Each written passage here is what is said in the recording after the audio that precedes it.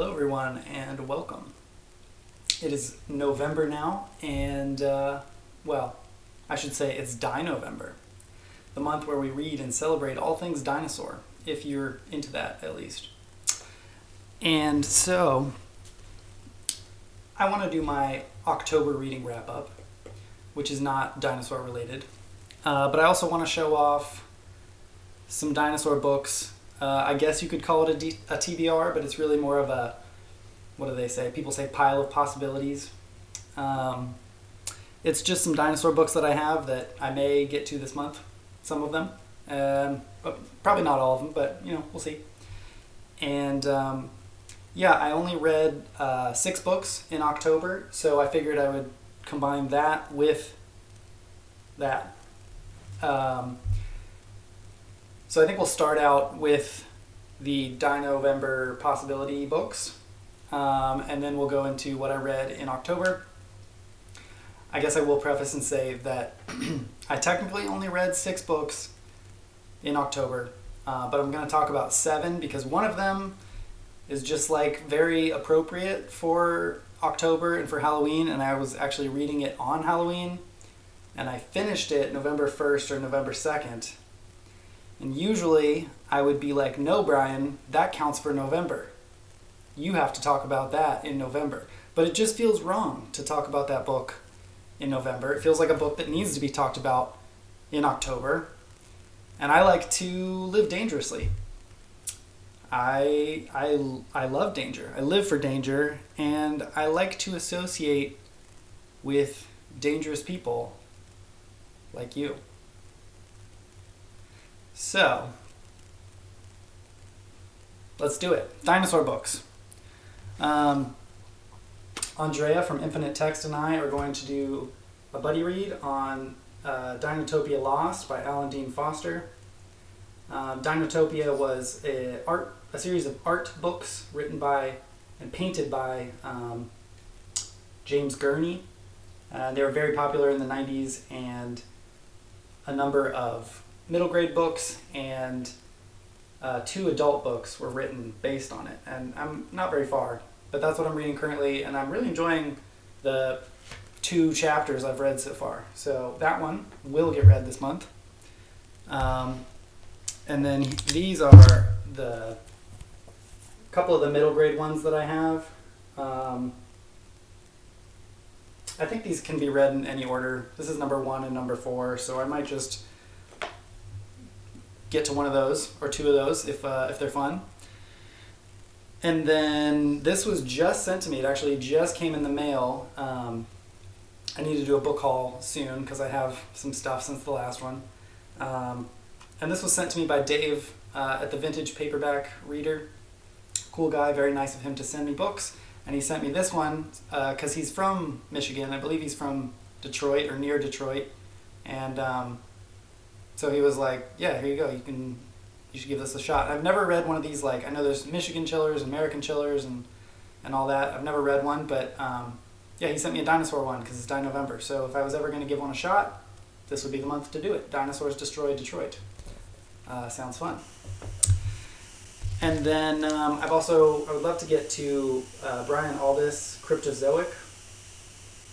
This one was sent to me by Rob over at SpaceArchives, who is also participating in DINOvember this month. And if you like sci-fi, you should check him out. But really, you should check him out just because his channel is hilarious and he has more originality and creativity than I have in my pinky finger. And he's also my booktube dad. So go check him out. And then, yeah, End of an Era by Robert J. Sawyer. Looks like a fun science fiction-y, time travel-y kind of thing. And look at this. I didn't realize this for a while, but ooh, look at that. It's signed for Edmund. Pleasure meeting you, Edmund. I guess Edmund didn't care as much that he met Robert because he gave his book to a thrift store. But that looks fun. And then I've got this Footprints of Thunder. This is a chunkier one. I don't know if I'll get to it or not, but looks fun. Got a big old dinosaur claw there. And then I've also got DINOverse Book 1 by Scott Cienson, and this one was given to me by Tim at Secret Fire Books. So as you can see, I've got a number of possible dinosaur reads. I might also read other dinosaur books or other books. I'm going to do my best to keep it mostly dinosaur, but no promises. But yeah, I'm excited about a lot of those, so I will try to get to a number of them. And with that said, let's move on to stuff I read in October. All right. First book I finished in October was The Door into Summer by Robert A. Heinlein, published in 1957. I've heard lots of things about Heinlein, both good and bad. A lot of bad, but some good. And I've never read Heinlein. And I decided to give him a shot with this one, and I didn't love it. I found the story to be kind of boring. I just kind of didn't care. It's basically about this guy who is an engineer, and he basically freezes himself so that he can wake up 30 years in the future. Because I guess the idea in this day and age is that you have some money, but you're kind of poor, and so you can put this money in a savings account and then freeze yourself and wake up, 30 years later, and that money has accrued interest, and now you're rich, and you can just live your life then. And for various reasons, he ends up doing this, kind of gets tricked into it by his girlfriend and this other guy who are kind of trying to steal money from this business, steal this business out from under him that he's been building. It doesn't matter, who cares? Anyways, he gets to the future, and once he gets there, it's kind of boring. He just is fascinated by the new engineering technology, and he tries to figure out what happened to his business, and he starts dating this woman who is now his age, but back in his time was this little girl that was his friend's kid or something. It's weird. I don't know. I didn't like this. I'd say it was a 2. It was a 2-star for me. It was just kind of sucked. All right. And I know this is people love that, I guess. Maybe. I didn't get it. And then the next one I read was The Nurse and the Crystal Ball by Florence Stewart, published in 1969. So I found a bunch of nurse romance novels and at a Goodwill a month or so ago, and one of the people in the comments, should have written down who, I didn't, but they said, what do I have to do to make you read and review one of those? And I was like, you just did it. You got it. Or I think he said, what do I have to do to get you to review Nurse and the Crystal Ball? And so I was done.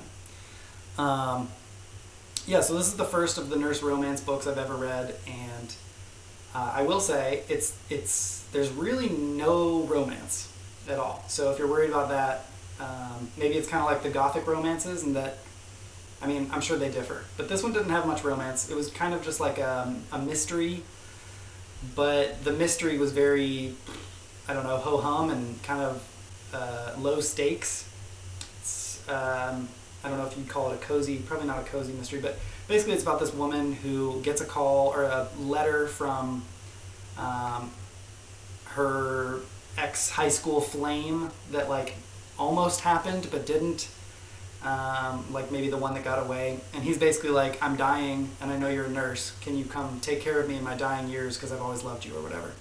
So she goes over there to take care of him, and he's married to this woman who is probably trying to steal his fortune, and there's this son that he just found out that he has that may or may not be a scam and not actually his son, and then she has this crystal ball because her roommate gave it to her because she's into woo-woo stuff, and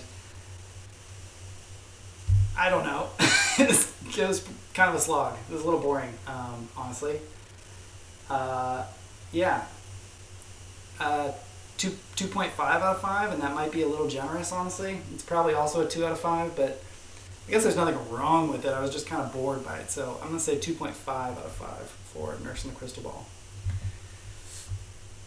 And then I finished Night Runner Gemini Man by Michael Carr, published in 1979. And I had some information on this guy, and then I forgot to remember it because I looked it up a while ago. But I believe this guy wrote, this is a pen name for someone, and I can't remember who, but he wrote a number of science fiction novels, and I believe Gothic Gothic novels. And this was like kind of a one-off weird thing he did, and you can tell that it was supposed to be like the start of a series of like a cult detective. And I read it because it's a cult detective October. It's not really a cult detective. It's like a cult. What was he? He wasn't even a detective. I don't remember. Whatever the case, he's like this guy, and he has psychic powers, but he's kind of just discovering them and doesn't really use them much in the book. Like I said, I think this was supposed to be like a start of a series of a new character. It starts off with this like really, really brutal, grisly murder, and I was like, whoa, what am I reading? And I was like, this is crazy. And then it just kind of slows down a lot. And then picks back up at the end and is wild and fun and action-packed. But a lot of the book was just kind of, I don't know, not much happening, which is fine because it was a short book, and I think, like I said, it was supposed to be mostly set up. I was a little let down. The occult angle was there, but was minimal. Kind of just like this crime detective sort of thing going on in the occult world. But he does have psychic powers. So, I don't know. It was alright. Like 3 out of 5, I think, for me. And then I read Goosebumps number 39, How I Got My Shrunken Head, published in 1996 by R.L. Stine. I remember having this one as a kid and always wanting to read it because I thought the whole shrunken head angle was really cool. Unfortunately, this is one of those times where it's just like a straight-up adventure book, and that's fine and all, but for me, that's not what works in Goosebumps books. It's about this kid who goes to the jungle because his like aunt or something, or uncle, yeah, his aunt lives there doing research, and some stranger shows up to their door and talks to his parents and is like, hey, your aunt wants your kid here to come see her in this jungle country. And the mom's just like, oh, I've never met you before, but yeah, here, have my kid and take her to some other country. Anyways, she gives him this shrunken head, and I guess he has the jungle magic, and nonsense. I didn't like it.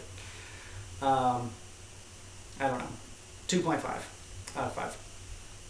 You know, I'm starting to realize that I didn't even think about it, but I guess there were some duds this month, weren't there? And maybe that's why I didn't get to very many books. I thought it was because I was busy, but maybe it had some stuff to do with the stuff I was reading, unfortunately. Next thing I read was Signpost to Terror by Gretchen Spragg, published in 1967. I believe this is a young adult book, but anyone could read it. It's well written. It's kind of more of a thriller. Basically, it's about this teenage girl who is camping with her family, and she makes some friends at the campsite and decides that they ask their parents they're going to go on this hike alone, and they're like young teenagers, and so they're really stoked that their parents said that they could. And the next morning, she tells her parents she's going, and she walks down across the campsite to this friend she met. And the friend is like packing up with her family, ready to leave. And she's like, oh my God, I'm so sorry. Like my brother got really sick last night, and so we're going to have to go home. I know we had our trip planned. Sorry. And this girl is like, well, that really sucks. But then she kind of convinces this teenage boy who works there to take her to the trailhead and says like, yeah, my parents said it's totally cool and all this stuff.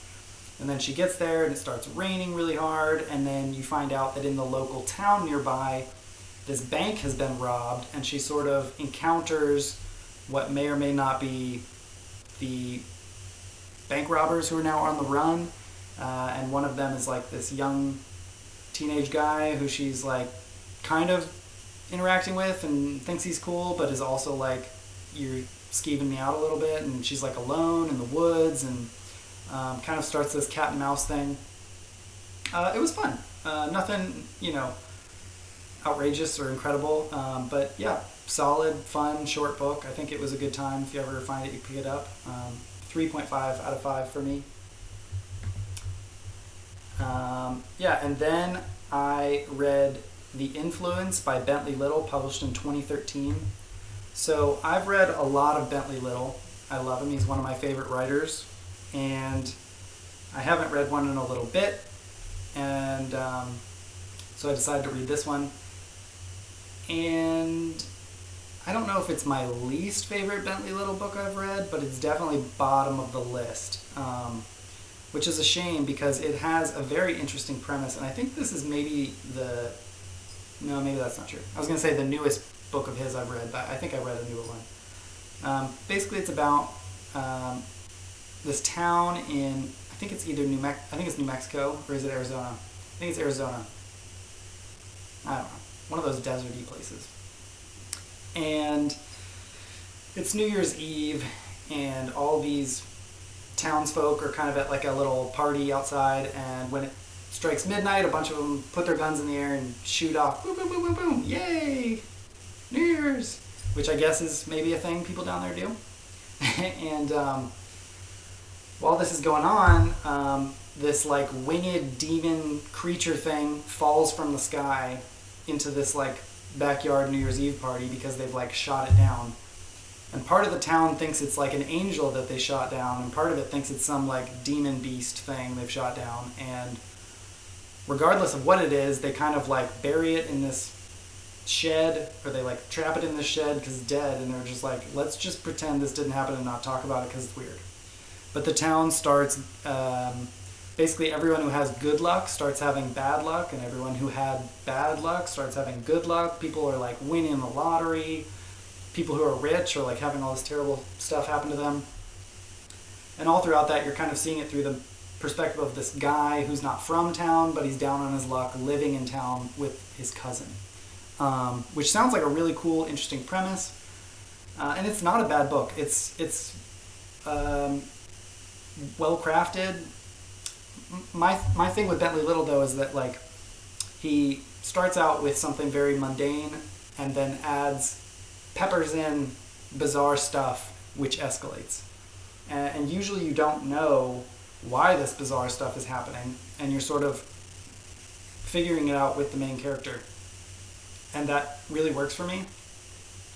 In this one, you kind of know why the bizarre stuff is happening, more or less, like from the get-go, and it just kind of got me a little bored because as the bizarre stuff starts escalating, I'm just like, yeah, I get it. Let's move along.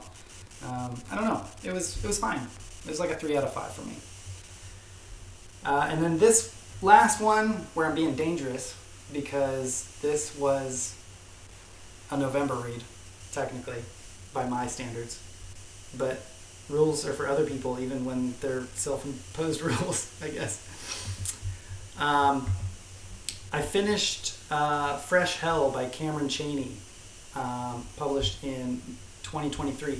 So if you don't know Cameron Chaney, he is the host of Library Macabre, which is a booktube channel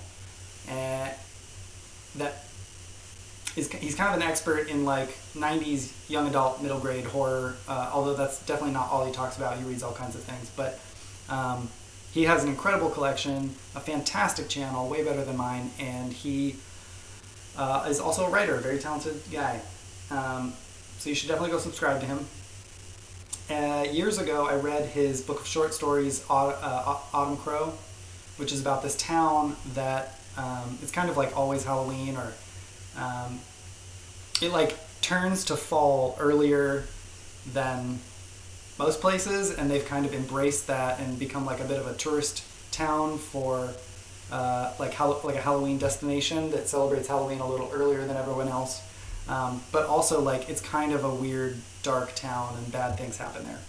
And that was good. I like that. And then I started reading Fresh Hell when it came out, and something happened. I can't remember what. I had it on like ebook, and I don't know if I lost my phone or what the deal was, but like I lost access to it. And then I just haven't got back to it. I wanted to like restart it because it's been so long. And I felt like October was a perfect time to do that, so I started over from the beginning and read this book and finished it in November. But it's great. It's actually really, really good. Cameron Chaney has fantastic writing skills. His prose is very, it flows and is readable and is well done and poetic in parts.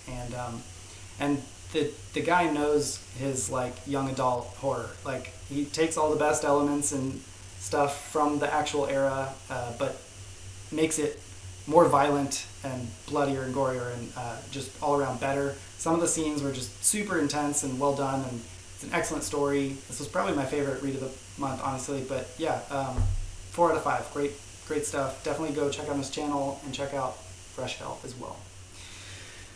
That's it. That's my DINOvember possibilities and my what I read in October. And yeah, until next time. Later, guys.